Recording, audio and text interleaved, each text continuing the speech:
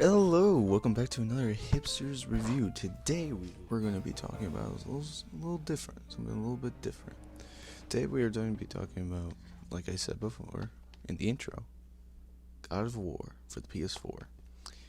Now, my relationship with the God of War series is not much, but what I am really connected to is actually Greek mythology. I'm a huge fan of Greek mythology, and I continue to be one.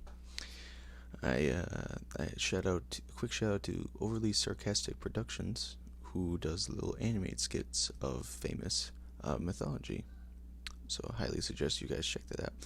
But let's get into the review. Our game starts with Kratos and now his new son Andreas, now living in a log cabin in Norse mythology known as the Wild Wood. Kratos and Andreas have been living together for, I would say, 11 to 12 years based on Andreas's age, but I don't know how long he has been with his wife, Freya. Or Frey. Sorry, his wife's name is Frey. There's another character named Freya, but she comes in later. Now, this is a very different review, mainly because I am not reviewing a book. This is a video game, so it has a 20 to 30 hour campaign, and I would say 20 to 30 hour plus campaign, mainly because the game is semi-open world, which is really fun for all you people that want to continue to play even if the game is over. But I would suggest they do recommend that you go to the house at the end, to finally take a rest. I would suggest you do that. That will come up later. God of War is a fantastic game. While I am not known as a gamer, I strongly recommend that everyone checks it out. It is a game that is just so much fun, especially for anyone who's a mythology fan, to see all these more minor Norse gods take a shine is pretty great. Now, the overall story is Kratos' wife, Frey. She died, and her last wish was for her husband and her son to spread her ashes at the tallest point in all of the 9 realms. Now, they think that's in Midgard, so they begin their journey to go to Midgard, but at the same time, a Norse god known as continue. A little bit of a minor spoiler. I'm sorry about that, but the main villain in the campaign is in fact Boulder. This game is 2 years old, so this whole review will be filled with minor spoilers, nothing major. So that's the basic premise, and you follow Kratos and his son across the journey into the tallest point in the 9 realms. The game is incredible for 2 reasons. 1, the story, and 2, the combat. The combat in God of War is impressive. It is not only incredibly compelling, incredibly fun, and you actively want to get into fights. It's kind of like the Arkham and Spider-Man PS4 game, which I will review in a few days or so. But God of War is incredibly unique in the way that its combat and story really blend together in a well-versed thing. One of my biggest gripes with video games is the fact that a lot of times when you kill an enemy, it will just vanish. Now, for practicability, it makes sense, but for this, it's shown that every time you kill an enemy in battle, it goes up to Valhalla. Now, you guys should know what Valhalla is because it's very popular and it's very well known from the Mad Max series or the new Valhalla video game. But it's basically like warrior heaven in Norse mythology. In God of War, it's not different. See, you see enemies straight across the game, and some of them are just dead. And you could tell based on the surroundings that they didn't die from anything, maybe died from exposure from the coldness or just died from natural causes, but their bodies still remain, which is really great because Valhalla is actually just the warrior's heaven. See, even in classic mythology, even if you were 94, if you died of old age, you wouldn't go there. It's not considered a warrior's death to go out peacefully. It's considered a warrior's death if you go out in epic battle. So even if you do die in battle, if it's very one-sided, chances are you wouldn't go to Valhalla.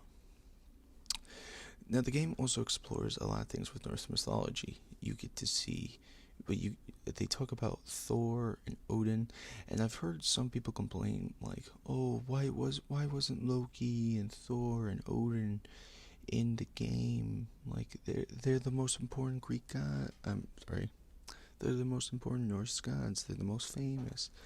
While yes, in that assessment,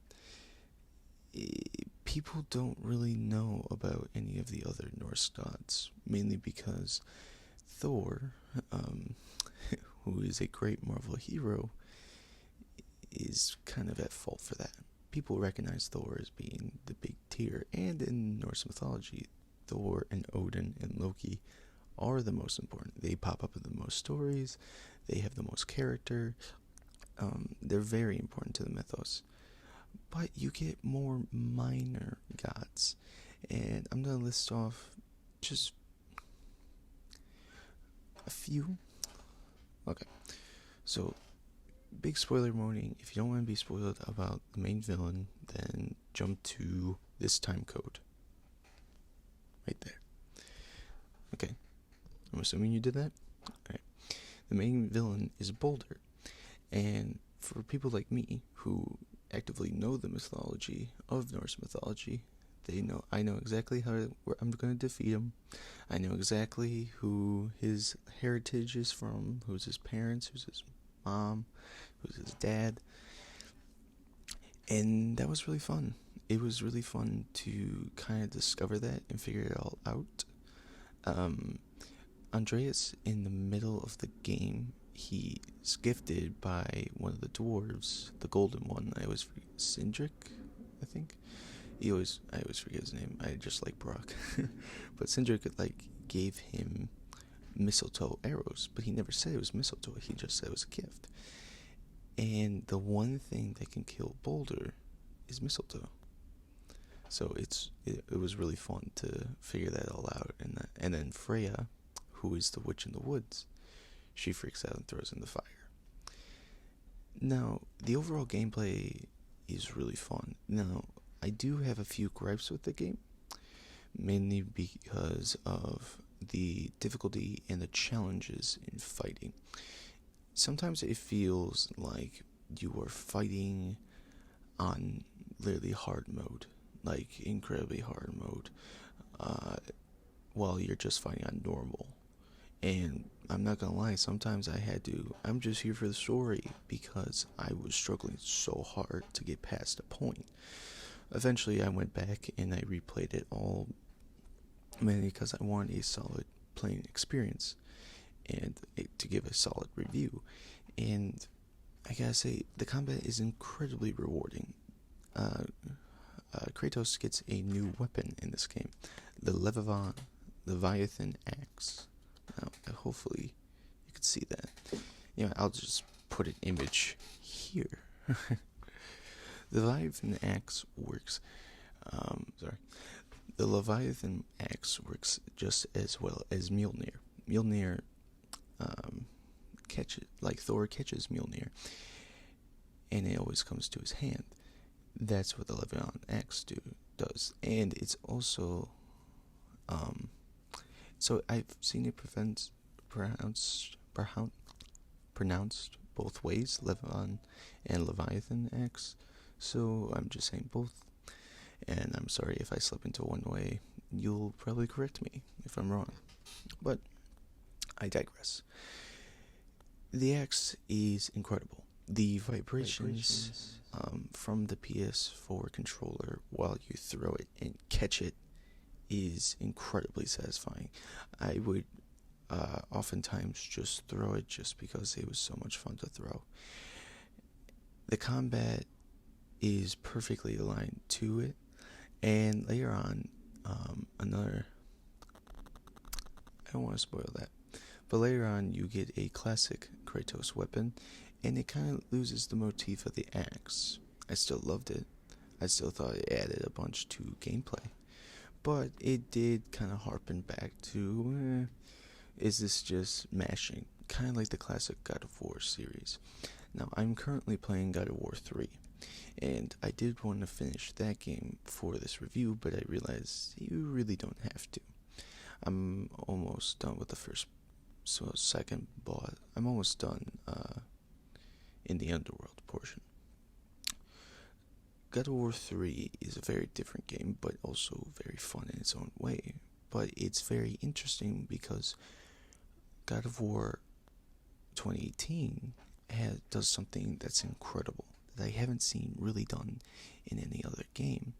There's no cuts, nothing. The game is one continuous long take. So, say Andreas fires a bow. You follow that bow, follow that arrow as it hits its target. Then the camera, after it follows the arrow, will pan around it and come back to Kratos and Andreas. And it's incredible. It really makes you feel a part of the universe in this world because you are always with them. It always feels like you're connected. When I first started playing it, I was like, I'm not sure. I realized it was more combat heavy, and I was like, I always kind of suck at these kind of games. But I really thrived in it, and I really had a blast as soon as you learn the controls, because instead of attacking with square or triangle or X, you attack with the bumpers. And originally I was like, oh shit, I keep messing up because I keep hitting square, and square doesn't do anything. But then, as soon as I got used to it, the combat became so much easier. And honestly, I preferred it over the square is just attack. Because I found it to be way more engaging and honestly just fun. I found it to be way more engaging and way more fun. Now it's time to talk about the most important thing, Kratos himself. Kratos is portrayed perfectly and voiced perfectly by Christopher Judge, who took over the role for Terrence, who has been with the series for, I believe, all the original games that take place in Greece. He's perfect. Kratos actually goes through a character arc, and instead of being more villain heavy, he's actually more hero, and he's more sympathetic because he realized his actions as a young man were horrible and incredibly vulgar and abusive and just driven by his anger, and he doesn't want that for his son. So he yells at him constantly, never raise your voice, don't get angry. And Kratos has to be more monotoned. He even says to Andreas, don't take my silence as me not grieving. You should take it as me grieving. Because you do not understand me, boy. Because Andreas, he asks, like, do you even care that mom died? Do you even care? And he's like, for this journey to work, one of us has to stay strong. And that was powerful to me because, especially if anyone has ever lost a loved one, we always turn to someone, especially if you're younger, because you feel that the world is falling apart around you because that person is no longer in your life. And you turn to a parent or a protector, and you feel they got you, they hold you, they care about you. That's what makes it so important. This game is incredible. It is not only good in several different regards, it is great in the way it portrays and sets up for future installments. Kratos and Andreas is one of my favorite stories in any video game I've ever played. mainly because I love the touching story of a father-son duo. Me and my father are actually incredibly close, and to see that portrayed on a PS4 game, and to have me feel that experience, because you see, Kratos, he hasn't allowed himself to love in several years after he murdered his wife, his original wife and child, because Ares tricked him back in the original God of War series. It's hard for him. It's hard for him to open himself back up. And to watch that unfold is incredibly good. It is so engaging and so fun. I also want to make a quick note that you get a severed head about, say, like halfway through the game. And his name is Minmir. Minmir? Incredibly fun character. I love that he joined the party, and he was a great addition. Now, of course, sometimes Andreas can be an asshole, sometimes Andreas can not listen, sometimes Andreas is just a kid. And I've seen a few people complain about this, but I loved it. I mean, I hated it in the moment because I felt for Kratos because I was him. But you see that, like, that's just a kid. That's just what kids are like. Like, you can't change that. That's just them growing up. And it sucks. Sometimes kids are just assholes, and you have to deal with it. You have to roll with the punches like a father does. God of War was an incredible experience. I would strongly recommend anyone to check it out. If you're a fan of mythology, if you're a fan of good fighting, if you're a fan of great storytelling, and if you really want to be a part of a movie, play that game. Play God of War. It is incredibly fun, and you will not stop smiling as soon as you throw that axe for the first time. It is so satisfying. And the game, oh god, the game looks beautiful. There was moments where I literally just stopped to stare at the scenery because it was breathtaking. I give God of War a 10 out of 10. Even though I said that sometimes the combat feels unweighted, I usually just chalk that up to you have to be more strategic. You have to block more. You have to roll more. You cannot just barrel your way through it. You have to be smart. And using your intelligence to help you fight is incredibly fun and great. Alright, guys. That's my review. Thank you so much for watching. Reviews are coming out soon. I hope to do more and more things. Again, if you guys want me to review anything in particular, maybe I'll check it out. But thank you a bunch for checking out this video, and have a great day. Bye.